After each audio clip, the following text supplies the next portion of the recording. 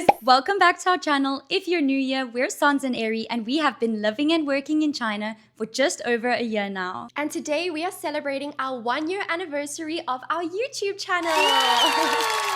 And we've just hit 10,000 subscribers. Woo! We honestly can't thank you guys enough for all your love and support over the last year. Having 10,000 friends following along on our journey is just absolutely mind-blowing, and we are so grateful for each and every single one of you guys. Thank you. And we've had some of the most incredible adventures living in China here so far. Seriously, it's been wild. Wild. We visited the most cyberpunk city in the world, hiked the famous Avatar Mountains, and even explored a 2,000-year-old ancient village built on a waterfall. We saw pandas in Chengdu, explored one of the most futuristic cities in the world, relaxed in 24-hour spas, got sushi delivered by drone, felt like we were in a literal movie inside the bookstore in Chengdu, and even saw the famous bamboo lights in real life. We've experienced different cultures, tried so many new foods, made amazing friends, and traveled to beautiful neighboring countries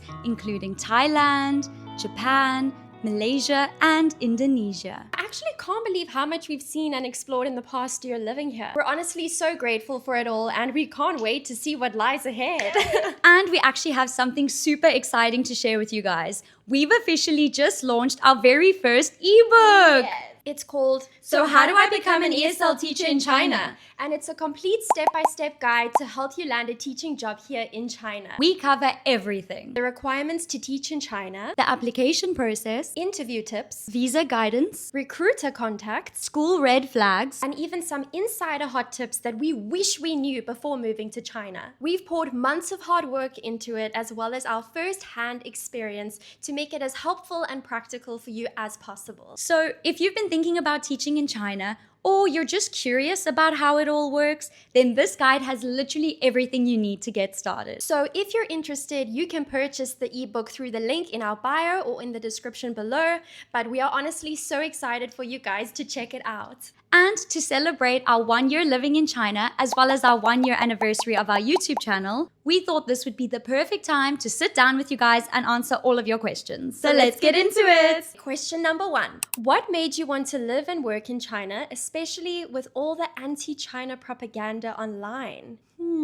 That's a great question. So actually, before moving to China, we lived in South Korea for a year where we taught at an English private academy. But it was a really tough working environment. We had long hours from like 9 a.m. till 6:40 p.m. with only a 30-minute lunch break. And we were teaching like 10 lessons per day. And we were teaching like 10 lessons per day. So we were really burnt out, to be honest. And one of our co-workers in South Korea said that he used to teach in China and it was way more relaxed. You know, he was telling us how he got 2-hour lunch breaks and lots of vacation and he wasn't feeling burnt out. So that got us curious. We started doing our own research, and we actually got in contact with some teachers that were living in China and working at the time, and they honestly just had great and positive things to say about China. So we decided just to look past all the anti-China narratives that are spread online, and we wanted to come and experience it for ourselves. And honestly, it was one of the best decisions we've ever made. Absolutely. Okay, next question. Why didn't you choose Japan or Korea instead of China? Is it because China pays better? That's fair. We get this question a lot. So since we have already lived in South Korea, we wanted a new adventure, and we did consider Japan, but honestly, we just felt like China was the right fit for us. And it wasn't just about the pay, although the salaries here are quite competitive. But it was more about the work-life balance. You see, in South Korea and Japan, you only get about like 10 days of vacation per year. Yeah, I know. But here in China, we get almost 3 months of vacation per year. 3 months! And like I said previously, the lunch breaks were super short in South Korea, and I believe in Japan it's the same. Whereas here in China, we currently get a 2-hour lunch break. So we actually have time to rest, travel, and enjoy life outside of work. And you know, it also helps us put more of our effort into our work because we're well rested and we can give it our all. Exactly. It's all about the work-life balance, baby. Exactly. Okay, next question. So, how did you guys get a job at the same school in China? This question we also get a lot. Well, honestly, it's a lot simpler than you think. We told recruiters that we would like to be at the same school and that it was a non-negotiable. So we kept reaching out to recruiters and only looking at positions that had 2 spots available. And that's how we landed our position. And we just didn't take no for an answer. Okay, next question. So what's your favorite city in China? Ooh, that's a tough choice. That is. Honestly, there's so many beautiful cities in China. It's hard to pick just one favorite.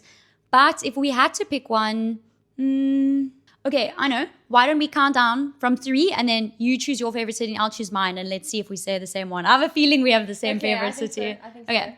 3, 2, 1, Chengdu. Chengdu. Hey, yes. Okay, nice. We have the same favorite city. I thought so. Yeah, for good reason. Okay. Well, what's your reasoning? Because I know my reason. I know my reasoning. Okay, let's do a countdown again. Okay. 3, 2, 1. Pandas Pandas. are there. Yeah. They're on our word. fridge too. Yeah, it's true. We have so many panda magnets on our fridge, so we do love them. It's not just the pandas that we love about Chengdu. The city itself is so laid back and chilled, and honestly, there's so much to do and see. Like, we saw these beautiful bamboo towers it's a water fountain that lights up at night. We saw this beautiful temple that's built over a bridge, and the water flowing under lights up, so it's luminescent blue. We saw this fairy tale bookstore, which was like, wow. And they have the most beautiful tea gardens, where we tasted some of the most delicious teas, and we even bought some. Honestly, Chengdu just has our heart. And it was mostly the pandas. I won't lie. I'm biased. I love them. Okay, next question. Do you feel safe in China, especially as foreigners who don't speak fluent Mandarin? And what is your impression of Chinese citizens in terms of their manners and etiquettes? I heard a lot of them spit everywhere.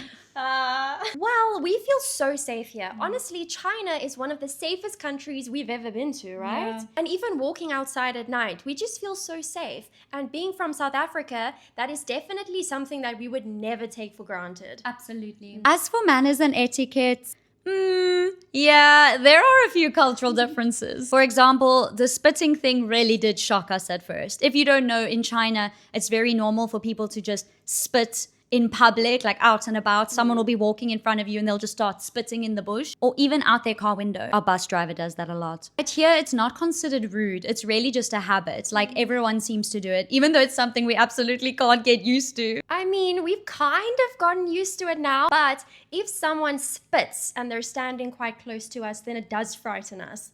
Quite scary.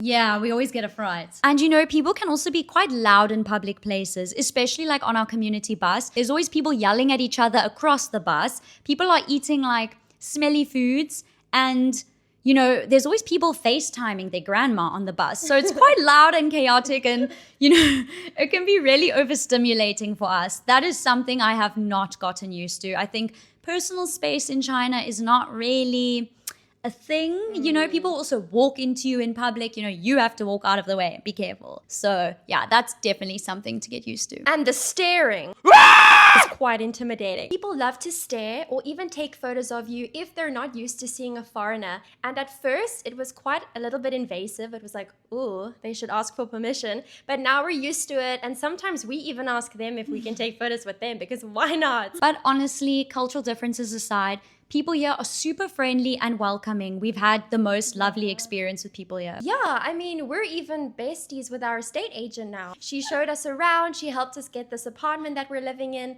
And then ever since then, we've been really good friends, and she has us over for Chinese barbecue. We've gone to karaoke together. It's honestly just the sweetest friendship. And you know, we're even friendly with our landlord. She lives opposite us, and when it's special occasions here in China, we give her some fruits and she gives us some fruits back. So everyone here is so welcoming and friendly. I can't even tell you. Next question. Are you a couple? The burning question. Are you guys a couple? Are you sisters? Are you twins? Are you second cousins removed? Yes. All of the above. Well, I'm gonna love you and treat you right. I'm gonna give all my love to you, darling, under the light. No. We are best friends. We've been friends from the age of 6 years old. We went to primary school together, high school, university, and we even lived together in university as well. And then we moved to South Korea together to teach English. We've been traveling the world, and now we're living together in China teaching English. So, we're definitely more than friends. We are sisters at this point, basically blood related. But no, unfortunately, we're not a couple. Next question. What's the cost of living like in China? The cost of living in China is actually really affordable. Like, for example, we pay about $550 per month for our nice 2-bedroom apartment in a security complex, but you can even get apartments for way cheaper. That obviously depends on the city as well. Yes. Tier 1 cities like Shanghai, you'll probably pay 3 times the rent price than here. But in general in China, rent is super affordable. Groceries are really affordable too. And public transport. I mean, you can travel on the metro for like an hour and pay like 5 RMB. Yeah. It's crazy. And sometimes ordering food online through Meituan or going out to eat can be more affordable than eating at home. Okay, next question. How long do you plan on staying in China? Well, to be honest with you, we actually don't have a specific time frame. This is our 2nd year now. We're at the same apartment, same school. We're really happy in the city that we're living in. We're happy at our job. We still have so much of China to see. And, we're not in a rush to leave just yet, but we don't have a specific time frame in mind. We're kind of just taking it as it comes. Okay, next question. People say China is living in the future. What are your thoughts on that? Yeah, honestly, sometimes it does feel like we're living in the future. Actually, if you've seen our recent video, we just posted about how China is living in like 2050. There's driverless cars. Yeah, no one is in the driving seat, and there's robots everywhere, and you can even pay for things with your palm these days. Just walk into the shop and chuk. So yes, it does very much feel like we're living in the future, or maybe everyone else is just living in the past. And everything here is just so efficient as well. I remember when we first moved to China, we realized that our beds were super hard, right? So we needed like a mattress softener. But it was like 2:00 in the morning, and I was like, let me just order the mattress softener online, and it'll arrive tomorrow or the next day or whenever. No, it came in 20 minutes. At 2:30, we had mattress softeners sitting outside our door. Like, how crazy is that? That's so cool. That was when we knew China is advanced. Yeah. Okay, next question. What should someone expect in their first week or month in China?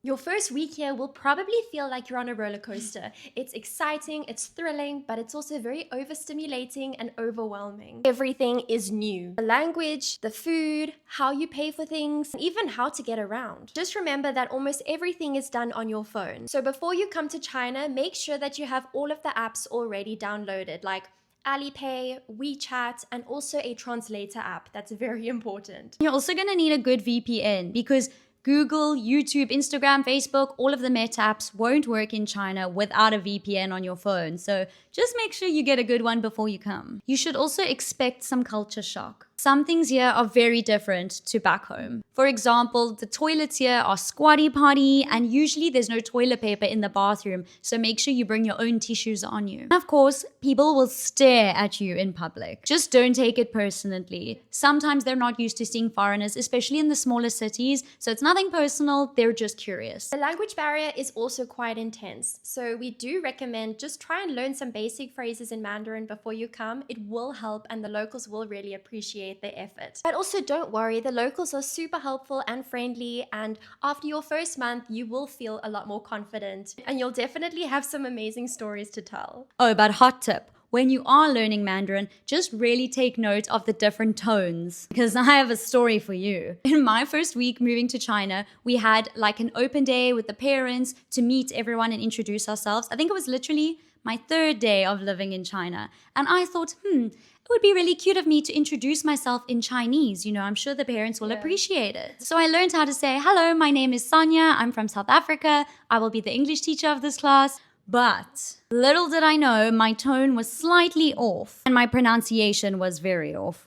So I should have said, Watiao Sonia, which means my name is Sonia. But I accidentally said, Wachao Sonia, which means what the Sonia. Oh no. So when introducing myself, I accidentally said, hello everyone, what the Sonia. And they all laughed, and I thought, They think I'm so cute for saying, hello, everyone, my name's Sonia in Chinese. No, I only found out 2 weeks later that I was accidentally swearing at about 60 parents in my classroom. So They'll never forget you. They'll never forget me. Next question. How should I approach finding accommodation before moving to China? Okay, I know this one can feel quite stressful, but don't worry too much about it because your company or your school should help you out with this beforehand. But to be honest, we actually recommend rather just booking a hotel or Airbnb for your first week or two when coming to China and rather sort your accommodation out when you get here.